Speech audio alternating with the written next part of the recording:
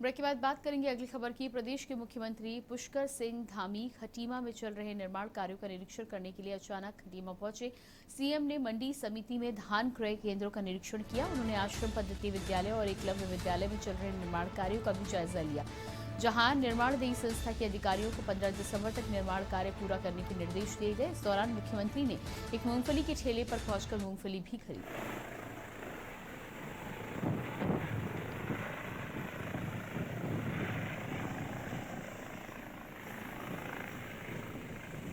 आश्रम पद्धति, शहीद स्मारक, सरकारी अस्पताल हमारा और किसानों का इस समय धान की जो फसल है उसकी ठीक से तुलवाई हो, उसके लिए मैंने मंडी परिषद में जाके धान क्रय केंद्रों का निरीक्षण किया है। साथ ही साथ एकलव्य विद्यालय हमारा जो यहाँ पर लंबे समय से यहाँ के जनजाति समाज के उसकी लगातार मैंने मांग उठाई थी और अब उसका निर्माण कार्य लगभग 70-80% हो गया है। मेरा यह भी प्रयास है, मैंने आज विभाग के अधिकारियों को कहा है कि 15 दिसंबर तक उसको भी पूरा कर दें, हैंडओवर कर दें। इसी प्रकार से बाईपास है उसका भी जल्दी से जल्दी जो है काम पूरा हो। हमारा जो बस अड्डा है उसका काम भी पूरा हो। अन्य जो भी योजनाएं, अभी बहुत सारी योजनाएं हैं, क्योंकि आज जितना समय है उतने समय में एक बार मैं स्वयं देखना चाहता था सारे अधिकारियों के साथ जाकर। अगली खबर डोईवाला से है। स्तन कैंसर महिलाओं में सबसे ज्यादा होने वाला कैंसर है। महिलाओं के समस्त कैंसर में 1/3 इसी तरह के मामले सामने आते हैं। भारत में हर दूसरी महिला में स्तन कैंसर का पता चलता है। लगभग 50% मामले में 25 से 50 की उम्र वाले लोगों में ये बीमारी सामने आती है। भारत में स्तन कैंसर होने पर जीवित रहने की दर कम है, क्योंकि इसका पता देर से चलता है। स्तन कैंसर की बढ़ती दर को कम करने के लिए महिलाओं को स्तन कैंसर के संबंध में जागरूक करना आवश्यक है। इसी कड़ी में डोईवाला में एसडीआरएफ वाहिनी जॉली ग्रांट में स्तन कैंसर जागरूकता कैंप लगाया गया और महिलाओं को जागरूक किया गया।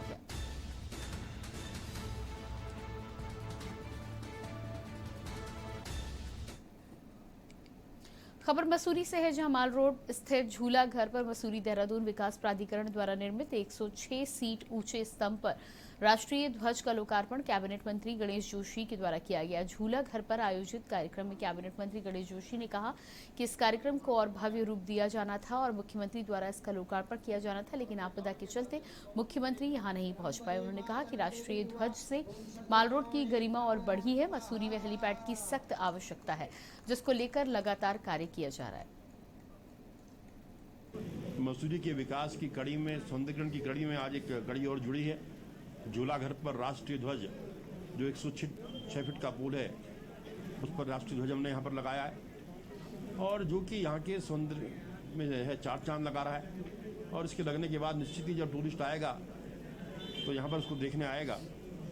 और यही नहीं, अभी कुछ मांगे यहाँ के नगर पालिका अध्यक्ष जी ने हमसे की है। हमने उन्हें स्पष्ट किया है, चाहे टॉयलेट की बात हो, चाहे पार्क के निर्माण की बात हो, ये हमारी सरकार की जिम्मेदारी है। सबका साथ, सबका विकास और सबका विश्वास, इस नारे को लेकर हम काम करते हैं। अब मसूरी के विकास में कोई कमी नहीं आएगी। चाहता हूँ एमडीडी को, माननीय मंत्री जी को, कि आज ये ध्वज का यहाँ पे लोकार्पण हुआ है और मुझे पूरी उम्मीद है कि इससे जो सुंदरता का जो पालिका द्वारा यहाँ का सौंदर्यीकरण किया जा रहा है उसमें चार चांद लगेंगे। और हमारे लिए एक गौरव की बात भी है, मान की बात भी है कि हमारे शहर में इतना 100 फुट ऊपर राष्ट्रीय ध्वज है। तो इसके लिए मैं सभी शहरवासियों को बहुत बहुत बधाई देता हूँ। उत्तराखंड में होने वाले विधानसभा चुनाव से पहले राज्य की सियासत में हलचल बढ़ती जा रही है। दरअसल कैबिनेट मंत्री हरक सिंह रावत के दल बदलने की चर्चाओं के बीच आज भाजपा के प्रदेश अध्यक्ष मदन कौशिक ने उन्हें फोन पर ब्रेकफास्ट में आने का न्योता दिया था, जिसके बाद व्यस्तता के चलते हरक सिंह रावत लंच में मदन कौशिक की यमुना कॉलोनी देहरादून स्थित उनके आवास पर पहुंचे। इस दौरान लोहा घाट विधायक पूरन सिंह फरतेयाल भी मौजूद रहे। पत्रकारों से बातचीत में मदन कौशिक ने कहा कि ये सामान्य प्रक्रिया है। आगामी चुनाव को लेकर कार्यक्रम की रणनीति तैयार करने के लिए ही हरक सिंह रावत को बुलाया गया है। तभी तो चर्चाएं ज्यादा है ना। ये हमारा एक सामान्य शिष्टाचार होता है, मिलते रहते हैं। हरक सिंह जी क्षेत्र से कल आए थे, तो मेरी कल ही बातचीत हुई थी, आज सुबह बातचीत हुई। तो हम लोग थोड़ी देर बैठेंगे, बातचीत करेंगे, चुनाव पर बातचीत करेंगे, क्या है, कैसे हो, आगे रणनीति बनाएंगे। आज रात को हम लोग बैठ के अगले 1 महीने कार्यक्रम तय कर रहे हैं। उन सब के बारे में भी चर्चा, इस रूप में और प्रभावी कैसे हम अभियान को चलाएं, इस पर चर्चा। तो एक सामान्य प्रक्रिया होती है, उसी पर बातचीत हुई। विधायक जी अपने क्षेत्र से यहाँ आए हुए थे, तो वो सामान्य मिलने आए हैं। तो बातचीत हुई, तो बातचीत में उन्होंने कहा मेरे क्षेत्र में बच्चे काम जो आपदा में नुकसान हुए थे उसमें काम 80% प्रभावशाली ढंग से शुरू हो गए हैं, बाकी शुरू हैं। उत्तराखंड के हल्द्वानी में लालकुआं के वन अनुसंधान केंद्र में देश की पहली सुरभि वाटिका तैयार की गई है। 3 एकड़ क्षेत्रफल में तैयार इस वाटिका में 140 सगंध प्रजातियों को लगाया गया है। इस वाटिका को 3 साल में तैयार किया गया है। इसका उद्घाटन रविवार को महाराष्ट्र की वन टच एग्रीकॉन संस्था की संचालिका बीणा राव और मुख्य वन संरक्षक संजीव चतुर्वेदी ने संयुक्त रूप से किया। देखिए खास रिपोर्ट।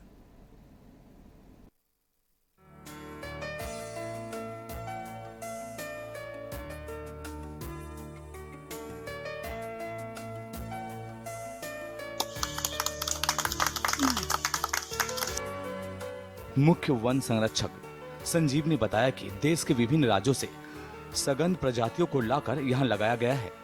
यह देश की पहला सुरभि वाटिका है। इसके बनने से प्रजातियों के संरक्षण, शोध, जागरूकता बढ़ाने में मदद मिलेगी। इसके अलावा आजीविका से जुड़े कार्यों में यह मददगार साबित हो सकेगी। वाटिका को 9 हिस्सों में तैयार किया गया है। विभिन्न सघन उपयोगी के 140 प्रजातियों का रोपण किया गया है, जिसके चलते देश का पहला एरोमेटिक गार्डन बन गया है। प्रजाति, तटीय क्षेत्रों से केवड़े की प्रजाति और हमारे तराई के क्षेत्र से जो पारिजात की प्रजातियां हैं, तो इस तरह की अलग अलग प्रजातियों को एक जगह एक साथ लाकर संरक्षित किया गया है। इसमें तुलसी की करीब 27 प्रजातियां हैं। इसी तरीके से अदरक की करीब 9 प्रजातियां हैं। जासमीन की 10 के करीब प्रजातियां हैं। तो इनका उद्देश्य ये है कि इन प्रजातियों को संरक्षित किया जाए, इनके बारे में लोगों में जागरूकता फैलाई जाए और इनके जरिए लोगों की आजीविका के नए रास्ते। यहाँ कई पौधे पर्यावरण प्रदूषण को कम करने, वायुमंडल में ऑक्सीजन की मात्रा बढ़ाने और आसपास के वातावरण को सुगंधमय बनाने के उद्देश्य से लगाए जा रहे हैं। भविष्य में सघन प्रजातियों के पौधे को लाल कुआं और आसपास के क्षेत्र के लोगों को बांटा जाएगा। पेड़ पौधों से फूल फल नहीं होते, बायोडाइवर्सिटी नहीं होती है या उसमें से कोई सुगंध नहीं आती है। उसके बदले आप ऐसे पौधे सिलेक्ट करते हैं जो यहाँ के नहीं है। पौधे यहाँ के नहीं है वो इम्पोर्टेंट नहीं है, वो पौधे आपको क्या देते हैं। अगर वो बायोडाइवर्सिटी में हेल्प नहीं कर रहे हैं या पॉजिटिव एनर्जी नहीं दे रहे तो उनको अवॉइड करिए और अपनी प्रजाति जहाँ यहाँ पे पूरे भारतवर्ष में अपने पास खास करके उत्तराखंड में इतनी वैरायटी है कि आप थक जाएंगे कि कितनी कौन सी ले करके, तो उनको बढ़ावा देना चाहिए यंगस्टर्स को। उनका कोई कसूर नहीं है, उनको नॉलेज ही नहीं है। तो ये कंजर्वेशन सेंटर इतना अच्छा बनाया है कि लोग आकर इधर देखें कि क्या क्या प्रजातियाँ होती है। अब आपको एक जगह पे इतनी तुलसी की प्रजातियाँ पूरे भारतवर्ष में कहीं मिलेगी नहीं। इतनी सुंदर प्रजातियाँ का यहाँ कलेक्शन है। आप अपने घरों में ले जाइए, उन्हें और बढ़ावा दीजिए, अपने प्रदेशों में करिए। अपने फार्म हाउस वगैरह में आप पाम और क्रॉटन जैसी चीज़ें लगाने के बदले ऐसी प्रजातियाँ लगाइए जो मेडिसिनल यूज़ जिसका बहुत है। बहुत अनुसंधान केंद्र स्थित फाइक्स गार्डन से भी क्षेत्र को अत्यधिक लाभ होने वाला है, क्योंकि देश के दूसरे नंबर से इस फाइक्स गार्डन में 121 फाइक्स प्रजाति के पौधे लगाए गए हैं। वन अनुसंधान केंद्र का उद्देश्य विलुप्त हो रही प्रजातियों को भी संरक्षित करना है। अगली खबर बागेश्वर से है, जहां एसडीआरएफ ने बागेश्वर जिले के कपकोट में सुंदर डूंगा ट्रैक पर लापता हुए 6 लोगों के लिए खोज और बचाव अभियान चलाया। अभी तक 5 शव बरामद किए जा चुके हैं। बता दें कि देवीकुंड के पास नाकुंड और भूनार के बीच 5 ट्रैकर्स के शवों को चिन्हित कर लिया गया था, परंतु मौसम ठीक न होने के चलते शवों को कपकोट लाना संभव नहीं हो पाया। भारी बर्फबारी के दौरान एसडीआरएफ की टीम के द्वारा मोटी बर्फ में दबे शवों को बाहर निकाला गया और आज सुबह मौसम ठीक होने पर 5 शवों को हेलीकॉप्टर से कपकोट पहुंचाया गया, जहां उनका पोस्टमार्टम किया जाएगा। कम एफर्ट में जा सके उतना करते हुए बॉडी के पास जा रहे हैं। हमने पहले बॉडी नीचे छोड़ी, फिर उसके बाद बॉडी के पास जाएंगे, फिर यहाँ से हम ट्रेवर्स लेंगे कैंप की तरफ। खबर उत्तरकाशी से है, जहां मंगलवार को एकीकृत आजीविका सहयोग परियोजना के तत्वाधान में मानपुर में आयोजित 1 दिवसीय कार्यशाला व प्रदर्शनी का जिलाधिकारी मयूर दीक्षित ने दीप प्रज्वलित कर शुभारंभ किया। इस प्रयास में जनपद में कृषि, बागवानी, पशुपालन, मत्स्य पालन के अतिरिक्त मधुमक्खी पालन से भी किसानों की आय दुगनी होगी। मानपुर व उसके आसपास के गांव को हनी विलेज के नाम से विशिष्ट पहचान मिली। आज हमने इस 1 दिवस